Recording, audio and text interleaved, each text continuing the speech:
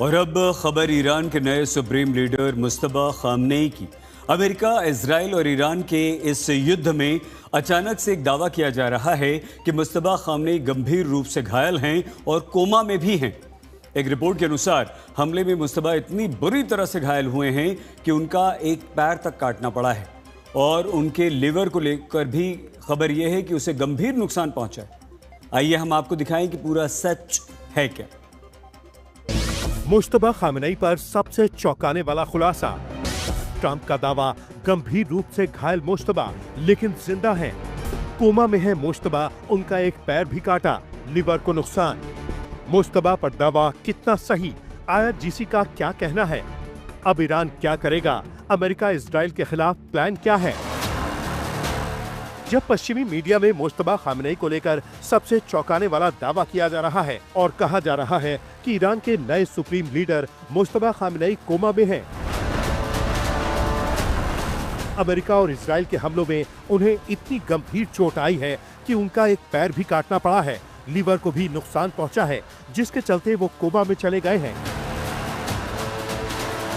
और ये दावा ब्रिटिश अखबार द सन की रिपोर्ट में किया गया है, जिसमें कहा गया है कि 28 फरवरी को हुए हमले में मुस्तफा खामनेई गंभीर रूप से घायल हो गए थे। लेकिन मुस्तफा पर इस दावे के बीच ईरान ने आयतुल्लाह अली खामेनेई की हत्या और उसके बाद मुस्तफा के कमान संभालने के बाद मजबूती से लड़ाई का AI वीडियो जारी किया है। वीडियो में सीनियर खामेनेई को अपने घर में अपनी पोती के साथ खेलते दिखाया गया है। दूसरी तरफ अमेरिका इजराइल के विमान उनके घर की ओर बढ़ रहे हैं।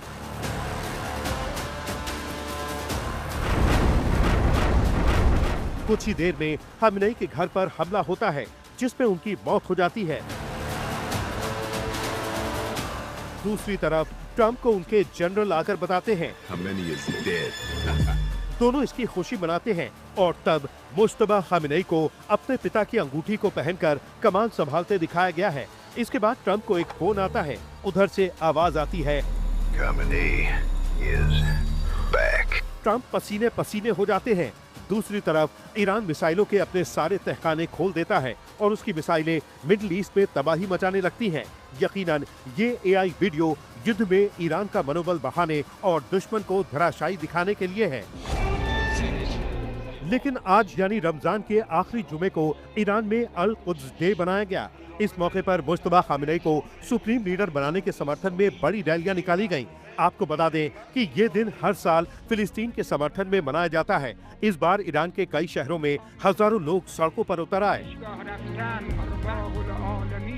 तेहरान, इस्फहान, मशहद, यज़्द और जाहेदान समेत कई जगहों पर लोग मार्च करते नजर आए। लोग झंडे लहरा रहे थे और ईरान के नए सुप्रीम लीडर मुस्तफा खामेनेई और उनके मारे गए पिता अली खामेनेई की तस्वीरें लेकर चल रहे थे। तेहरान में प्रदर्शन के दौरान लोगों ने अमेरिका और इजराइल के खिलाफ नारे लगाए। कुछ जगहों पर लोगों ने डोनाल्ड ट्रंप और नेतन्याहू के पुतले भी जलाए। ईरान की राजधानी तेहरान में कुद्स डे रैली के दौरान राष्ट्रपति मसूद पेजेश्कियन लोगों के बीच पहुंचे। रैली के दौरान राष्ट्रपति भीड़ के बीच गए, जहां लोगों ने उनका स्वागत किया। कई लोगों ने उनके साथ तस्वीरें खिंचवाईं और कुछ ने उन्हें किस कर समर्थन जताया। रिपोर्ट्स के मुताबिक हाल में मिली जान से मारने की धमकियों के बावजूद राष्ट्रपति पेजेश्कियन इस रैली में शामिल हुए और लोगों के बीच पहुंचे। यानी अमेरिका और इजराइल के लिए ईरान का मैसेज क्लियर है कि वो न डरने वाला है, न झुकने वाला है और कुद्स डे पर ईरान की सरकार ने अपना शक्ति प्रदर्शन किया है। अब सवाल यह है कि जब ब्रिटिश मीडिया ने मुस्तफा खामेनेई के कोमा में होने का दावा किया है, तो वो कितना सच है? आपको बता दें कि ईरान के नए supreme leader Ayatollah Mustafa Khamenei ने पद संभालने के बाद 12 मार्च यानी गुरुवार को अपना पहला बयान जारी किया, जिसमें उन्होंने अमेरिका को चेतावनी देते हुए कहा कि वो मिडिल ईस्ट में मौजूद अमेरिकी सैन्य अड्डों को बंद कर दे, नहीं तो उन पर हमले जारी रहेंगे।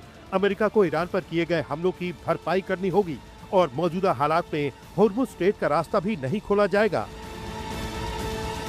हालांकि मुस्तफा खामेनेई का ये बयान ईरान के सरकारी टीवी पर पढ़कर सुनाया गया। मुस्तफा खामेनेई न तो खुद सामने आए और न ही उनकी आवाज सुनाई गई। सिर्फ दावा किया गया कि ये मुस्तफा खामेनेई का सुप्रीम लीडर बनने के बाद पहला बयान है।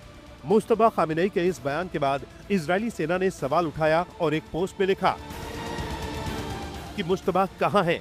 वो लोगों से बात कर रहे हैं, लेकिन उनका चेहरा क्यों नहीं दिख रहा? वो क्या छुपाने की कोशिश कर रहे हैं? ईरान के लोगों को अपने नेता से ये जवाब मिलना चाहिए कि देश को मौजूदा हालात में क्यों पहुंचाया गया।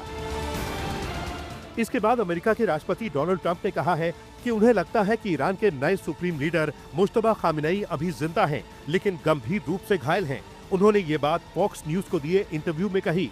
हालांकि ईरान के अधिकारियों ने कहा है कि मुश्तबा खामेनेई हमले में घायल जरूर हुए थे, लेकिन वे सुरक्षित हैं और धीरे धीरे ठीक हो रहे हैं। साइप्रस में ईरान के राजदूत अली रेजा सलारियान ने कहा है कि उन्हें पैरों, हाथ और बाह में चोट लगी है और इसी वजह से वो अस्पताल में हैं। उन्होंने ये भी कहा कि उनकी हालत अभी ऐसी नहीं है कि वो सार्वजनिक रूप से आकर भाषण दे सकें।